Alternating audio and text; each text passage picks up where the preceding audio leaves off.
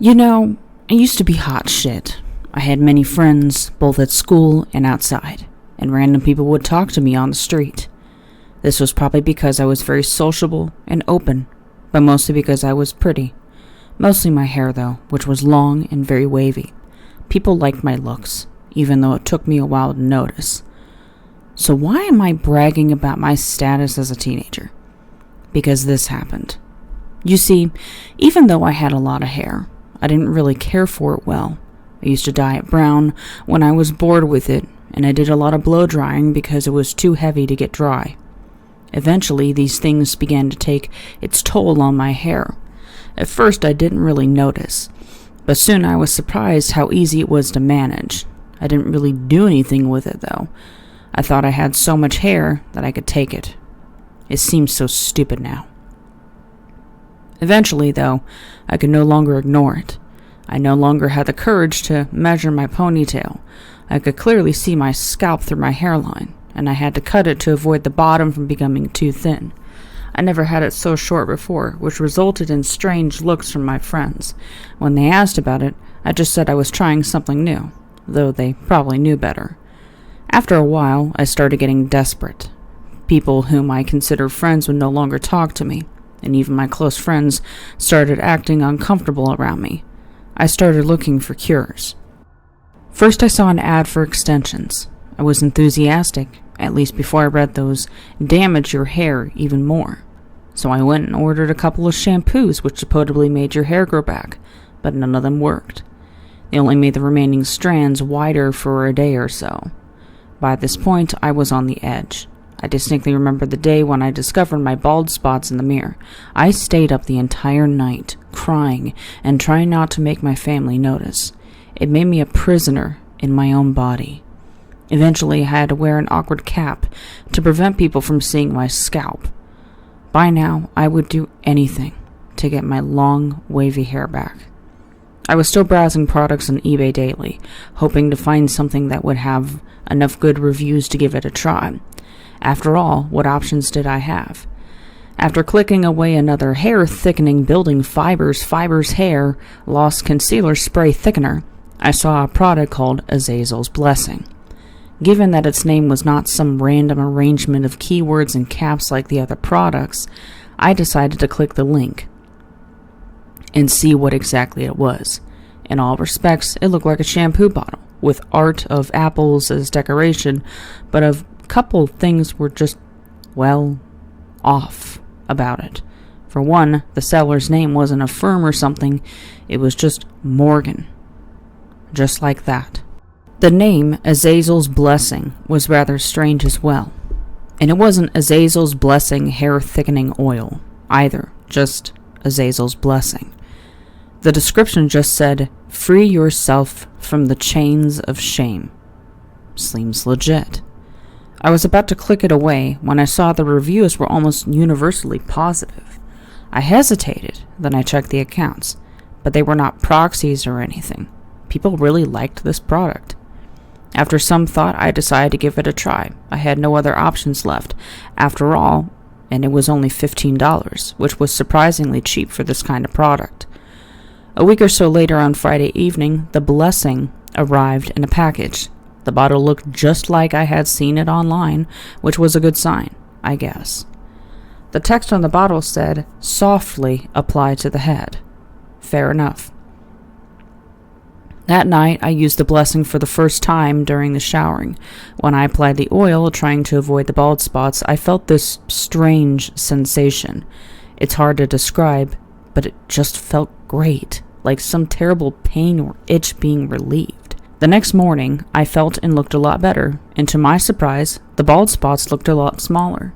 Being optimistic, I decided to go through with it the next shower. That morning, I could barely see the bald spots, and my hair looked a lot stronger and longer too. So naturally, I went through with it. It worked beyond my best expectations. A few weeks later, my hair had all its former glory back, and even most of its length. I felt a lot more confident in school, having stopped wearing that awkward cap, and not being worried about having it removed. My friends were surprised by how fast it had grown, but when they asked about it, I just responded I had been lucky.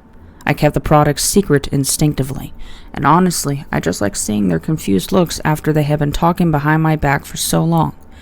I replaced my old awkward cap wearing profile picture from Facebook with another which showed my new fabulous hair. When I measured my ponytail again, the circumference was more than 6.5 inches, more than I had even thought possible. I was relieved, and even when my hair fully restored, I just kept using the product, ordering extra bottles because it just felt so good.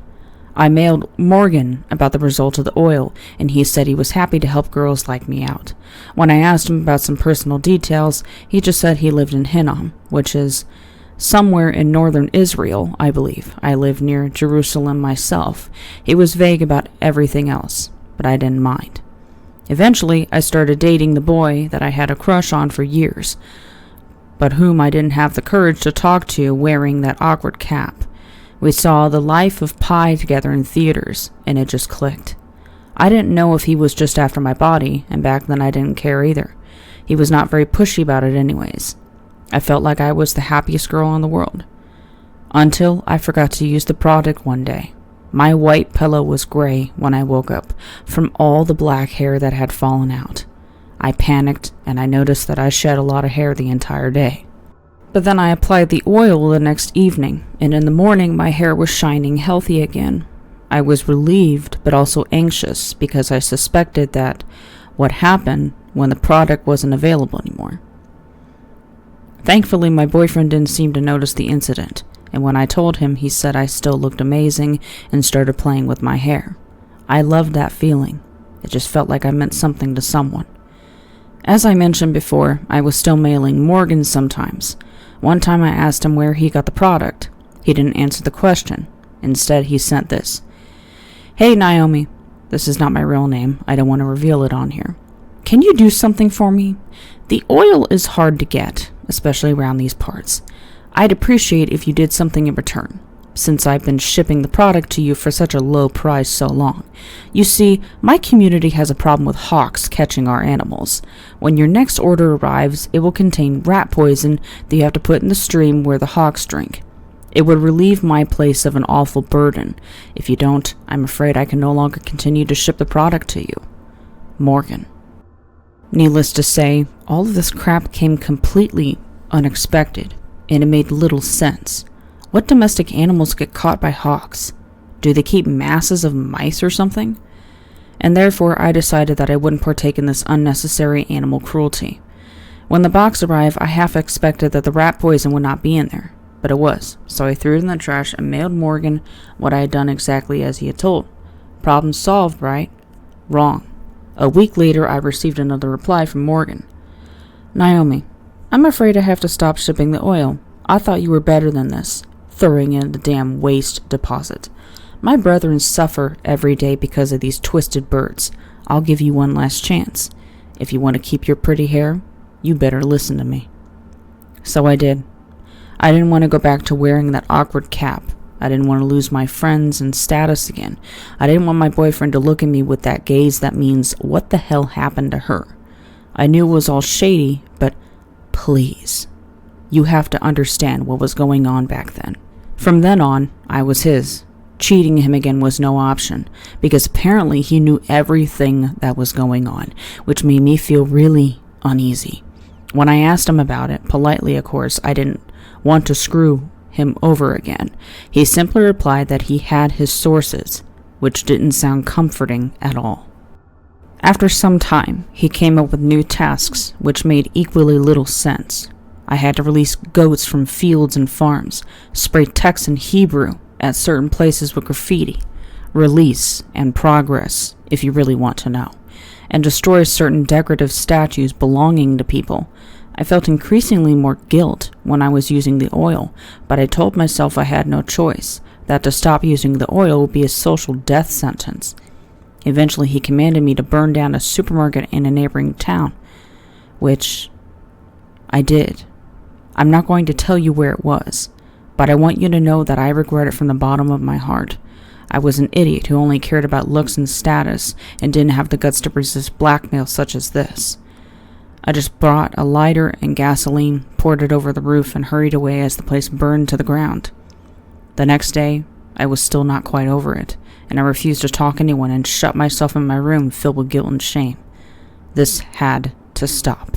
Which is why, when he asked me to burn down an occupied house in the next mail, I told him I wouldn't partake in this shit any longer, and I told him to go to hell. His response was simple. Hell? You have no idea. But it felt great, even though I knew that without the oil, my life would be completely different. And sure enough, within weeks, my hair had lost almost all its volume and bald patches started to appear. I'm still losing hair to this day, so if you have any suggestions for products, please leave them here. My friends and family were surprisingly supportive, at least a few of them. Many of my then closest friends still talk behind my back today. My boyfriend was very supportive too. Mostly. At least until I saw him holding another girl, after which it was pretty much over. After about a week, I had stopped using the product. The house I was supposed to burn down had been consumed by fire, which makes me think I should probably tell the police. But at this moment, I don't want to spend years behind bars. Yesterday, Morgan sent me one last mail. It was this. The angels are calling from heaven above for those who have fallen with hatred for love. The guardian's broken. The watchers are blind. They offer no shelter to all of mankind. The seal will be broken. The lock will be torn. His splendor will leave the old world forlorn.